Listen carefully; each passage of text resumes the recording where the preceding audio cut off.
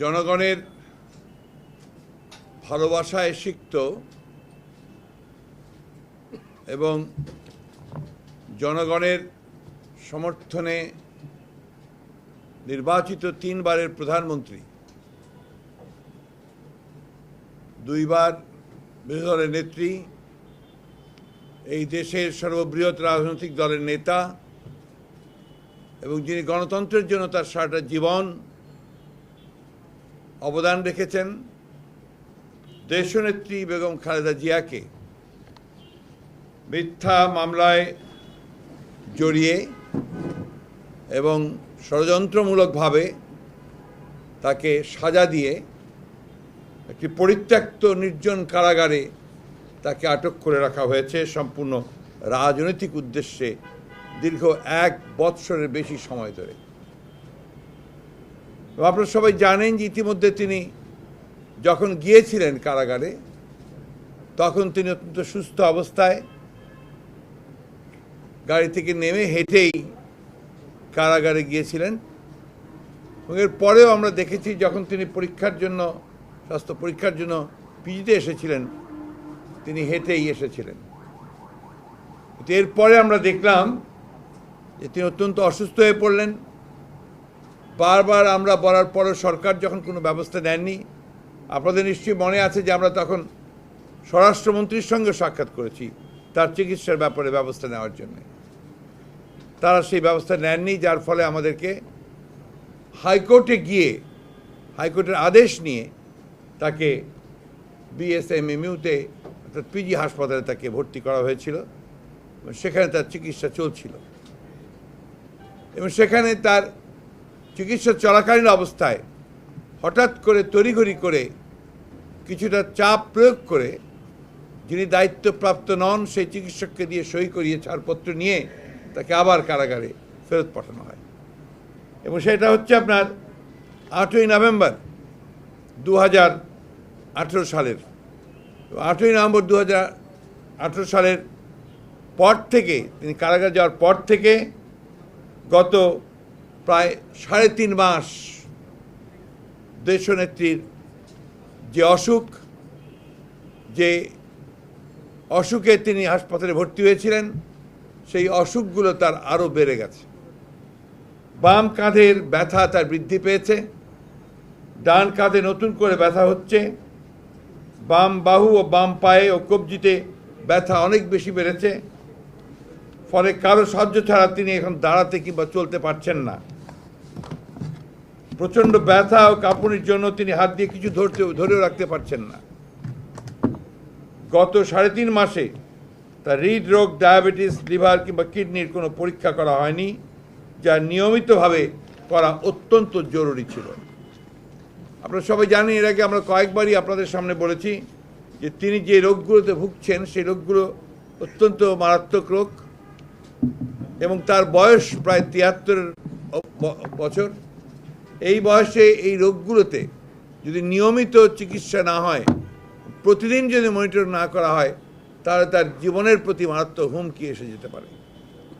এবং তারা জানেন যে আপনার rheumatoid arthritis, diabetes mellitus, hypertension, osteoarthritis, carpal tunnel syndrome, frozen shoulder left, lumbar stenosis and sciatica, chronic hyponatremia, আমার চেয়ে আব্বাস ভাই এটা ভালো বলতে পারবেন কারণ উনি রোগ সম্পর্কে আমার চেয়ে অনেক ভালো বোঝেন, ডাক্তার সাহেব আছেন পাশে, ক্রনিক কিডনি ডিজিজ, এই অসুখগুলোতে উনি ভুগছেন এবং এটা এখন মারাত্মক রূপ নিয়েছে।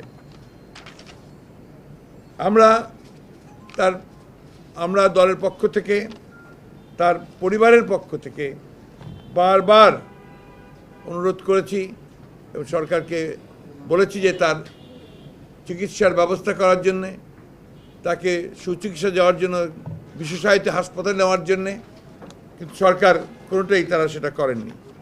যে মেডিকেল বোর্ড গঠন করা হয়েছিল তাও সরকার করেনি, আদালতের নির্দেশে মেডিকেল বোর্ড গঠন করা হয়েছিল, নিশ্চয়ই মনে আছে আপনাদের।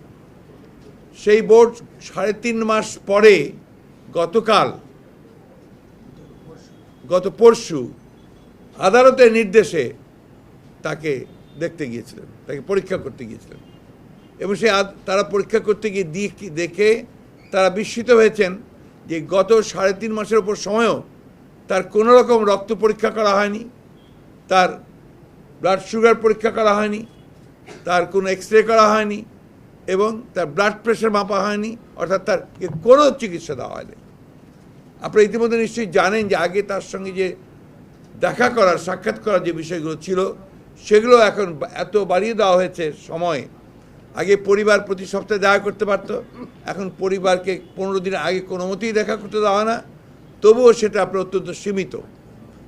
আমরা দলের পক্ষ থেকে তার সঙ্গে কয়েকবার দেখা করেছি ইতিপূর্বে, কিন্তু গত 4 মাস ধরে দলের পক্ষ থেকে আমাদের কাউকেই এখন পর্যন্ত সাক্ষাৎকার কোনো অনুমতি দেওয়া হয়নি, এমনকি তার লয়াররা পর্যন্ত তার সঙ্গে সাক্ষাতের কোনো অনুমতি পাচ্ছেন না। প্রিয় সাংবাদিক বন্ধুগণ, আমরা নিশ্চিত যে এই যথাসময়ে তার চিকিৎসা এবং নিয়মিত স্বাস্থ্য পরীক্ষা না করার ফলে এবং এই পরিত্যক্ত কারাগারে তাকে রেখে দেশনেত্রীর স্বাস্থ্যের যে অবনতি ঘটনার মাধ্যমে আমরা একটা ষড়যন্ত্র, অত্যন্ত আশঙ্কার সঙ্গে, যে কথা আমি বারবার বলেছি, সেই ষড়যন্ত্রটি, চক্রান্তটি হচ্ছে যে তাকে অকালে এইভাবে তাকে মৃত্যুর দিকে ঠেলে দেওয়া, চিকিৎসা না করে, এই চিকিৎসা না করা এবং হুইল চেয়ারি করে অসুস্থ অবস্থায় কদিন পরপরই তাকে আদালতে হাজির করে মানসিকভাবে হেনস্থা করা এই সরকারের একটি ষড়যন্ত্রের অংশ বলে দেশবাসী মনে করে। আপনারা সবাই জানেন যে এই সরকার অত্যন্ত পরিকল্পিতভাবে দেশনেত্রী বেগম খালেদা জিয়াকে রাজনীতি থেকে দূরে সরিয়ে দেওয়ার জন্য দীর্ঘকাল ধরে তারা এই পরিকল্পনা করে আসছে, এবং যে মামলাগুলো একটার পর একটা দেওয়া হচ্ছে, এই মামলাগুলোর কোনোটারই কোনো ভিত্তি নেই। এই মামলা দিয়ে তাকে আটক করে রেখে, এবং ইতিমধ্যে যে জামিন তিনি প্রাপ্ত হয়েছিলেন, জামিন তাকে যেটা দেওয়া হয়েছিল, সেইটারও কোনো সুবিধা তাকে গ্রহণ করতে দেওয়া হয়নি। আপনারা জানেন যে প্রায় 30টি মামলা সম্পূর্ণ ফিকটিশাস, সাজানো মামলা, যেগুলো তার বিরুদ্ধে দেওয়া হয়েছে এবং যেগুলোকে তাকে আটক, একটার পর একটা করে কেস নিয়ে আসা হয়, সেগুলোকে আটক করা হয়। লোয়ার কোর্টে গেলে সেই লোয়ার কোর্টে অনেক দিন পরে আবার তারিখ দেওয়া হয়। এটা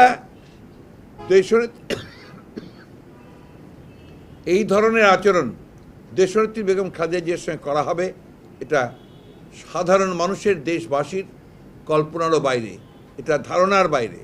কারণ দেশনেত্রী বেগম খালেদা জিয়া তিনি শুধুমাত্র একজন সাধারণ রাজনৈতিক নেতা নন, তিনি স্বাধীনতার ঘোষক, বীর মুক্তিযোদ্ধা শহীদ প্রেসিডেন্ট জিয়াউর রহমানের পত্নী। তিনি নিজে 1971 সালের স্বাধীনতা যুদ্ধে তিনি নির্যাতিত কারাগারে ছিলেন, বন্দী ছিলেন, এবং পরবর্তীকালে গণতন্ত্রকে পুনরুদ্ধার করবার জন্যে স্বৈর শাসকের বিরুদ্ধে দীর্ঘ 9 বছর তিনি আপোষহীন সংগ্রাম করেছেন। তিনি সরকারে আসার পরে তার বহু কাজ আছে, যে কাজগুলো এই দেশের অর্থনৈতিক উন্নয়ন, জনগণের কল্যাণের জন্য শুধু দেশে নয়, বিশ্বে পর্যন্ত সমাদৃত হয়েছে। দেশনেত্রী তার জীবনের সারাটা সময় তিনি ব্যয় করেছেন এই দেশের মানুষের অধিকারকে প্রতিষ্ঠা করবার জন্য। তিনি সেই প্রধানমন্ত্রী যিনি দেশে পার্লামেন্টারি ফর্ম অফ ডেমোক্রেসি, সংসদীয় গণতন্ত্রকে ফিরিয়ে নিয়ে এসেছিলেন। তিনি এই দেশে নারী শিক্ষার ক্ষেত্রে অগ্রণী ভূমিকা পালন করেছেন। আজকে যে অর্থনৈতিক উন্নয়ন আমরা দেখছি, সেই অর্থনৈতিক উন্নয়নের যে ভিত্তি, সেই ভিত্তি স্থাপন করার ব্যাপারে তার ভূমিকা ছিল অপরিসীম। আজকে সেই নেতাকে, যাকে এই দেশের প্রতিটি মানুষ ভালোবাসে, যিনি কখনো কোনো নির্বাচনে পরাজিত হননি, সেই নেত্রীকে আজকে এইভাবে মিথ্যা মামলা দিয়ে তিলে তিলে তাকে মৃত্যুর দিকে ঠেলে দেওয়া হচ্ছে। আমরা বারবার বলেছি যে এই ধরনের আচরণ কখনোই গ্রহণযোগ্য হতে পারে না, কাম্য হতে পারে না। আমি আজকে আপনাদের মাধ্যমে দেশবাসীর কাছে আমরা জানাতে চাই যে দেশনেত্রী বেগম খালেদা জিয়া কোনো সরকারের কাছ থেকেই এই ধরনের আচরণ তিনি ডিজার্ভ করেন না, তার প্রাপ্য নয়। আমরা মনে করি যে অবিলম্বে দেশনেত্রী বেগম খালেদা জিয়ার সুচিকিৎসার ব্যবস্থা করতে হবে এবং তাকে নিঃশর্ত মুক্তি প্রদান করতে হবে এবং এটা কোনো কাল বিলম্ব করা যাবে না। এই কাল বিলম্ব করলে এবং দেশের যদি কোনো শারীরিক ক্ষতি হয় এবং তার যদি কোনো ক্ষতি হয় তার সমস্ত দায়িত্ব কিন্তু এই সরকারকে, যারা জনগণের দ্বারা নির্বাচিত নয় তাদেরকে গ্রহণ করতে হবে এবং এই যে প্রতিহিংসা রাজনীতি তারা করছে সেই রাজনীতি তার জন্য দায়ী থাকবে। আমরা আবারও আপনাদের মাধ্যমে জনগণের কাছে এই বিষয়গুলো জানাতে চাই এবং এই কথাটি বারবার করে বলতে চাই যে অবিলম্বে তাকে সুচিকিৎসার ব্যবস্থা করা হোক এবং সর্বোত্তম ব্যবস্থা করা হোক এবং এর জন্যে যদি প্রয়োজন হয় বাড়তি কোনো ব্যয়ের, সেই ব্যয় দল বহন করতে রাজি আছে।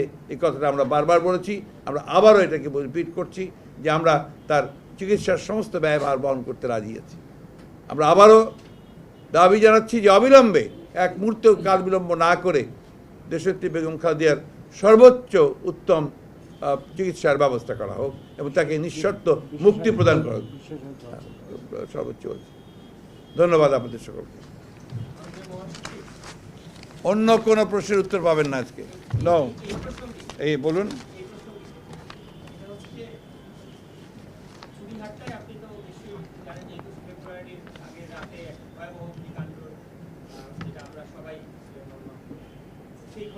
সেই ঘটনার স্থান থেকে বেগম খালেদা জিয়া যেখানে আছেন সেটা খুব কাছাকাছি, আর খুব বেশি দূরত্ব নয়। আর কি আপনাদের সিনিয়র যুগ্ম মহাসচিব নিয়ে কিছুদিন আগে একটা সংবাদ সম্মেলনে বেগম খালেদা জিয়ার নিয়ে উদ্বেগও প্রকাশ করেছে।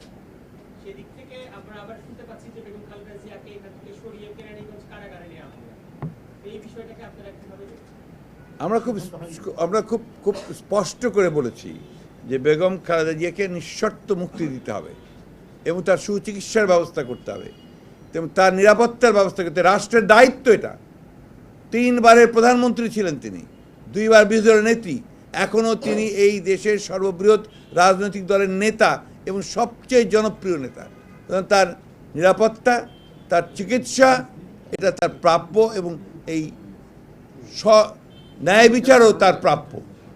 ধন্যবাদ।